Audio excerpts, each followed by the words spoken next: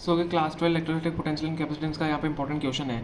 देखो क्या दिया है हमें, how much energy will be stored bye capacitor. हमें एनर्जी कैलकुलेट करनी है इसका मतलब of 470 microfarad when charge by battery of 20 volt. ठीक है, हमें क्या दिया हुआ है, हमें एनर्जी कैलकुलेट करनी है। सबसे पहले कैपेसिटर की हमें कैपेसिटर का कैपेसिटेंस दिया हुआ है when charge by the battery of 20 volt. ठीक है, कैपेसिटर ऑफ अगर माइक्रोफेरेड में आपको दिया हुआ है तो इसका मतलब कैपेसिटेंस दिया हुआ है।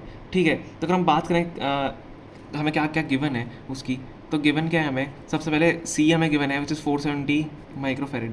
ठीक है, और हमें क्या गिवन है, हमें वोल्टेज गिवन है बैटरी की which is equal to 20 volt. समझ में आ गया, कैपेसिटेंस गिवन है, 20 वोल्ट वोल्टेज गिवन है। अब हमें एनर्जी कैलकुलेट करनी है। एनर्जी का फॉर्मूला क्या होता है for capacitance and voltage? Energy का फॉर्मूला क्या होता है, आपने पढ़ा होगा, U is equal to half, जल्दी से आगे बताओ, half C V square. This is the formula, U is equal to half C V square.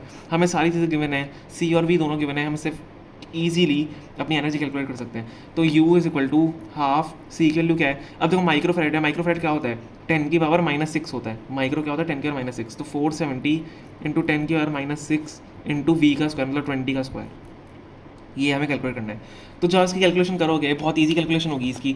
ठीक है, इतने 20 का आपको करना है स्क्वायर 400, तो बहुत इजी कैलकुलेशन है। 400 470 देन 2 से आप कैंसिल कर दोगे, 10 10⁻⁻6, तो आपकी जब कैलकुलेशन आप करोगे तो कितना आएगा इसका आंसर, आपका 94 इंटू 10⁻³ आएगा आंसर, 3 जूल। और आप उसको कैसे लिख सकते हो, जो आप हम जैसे लिखते हैं फिजिक्स में कि 9.4 एक पावर कम हो जाएगी इंटू 10⁻² हो जाएगा।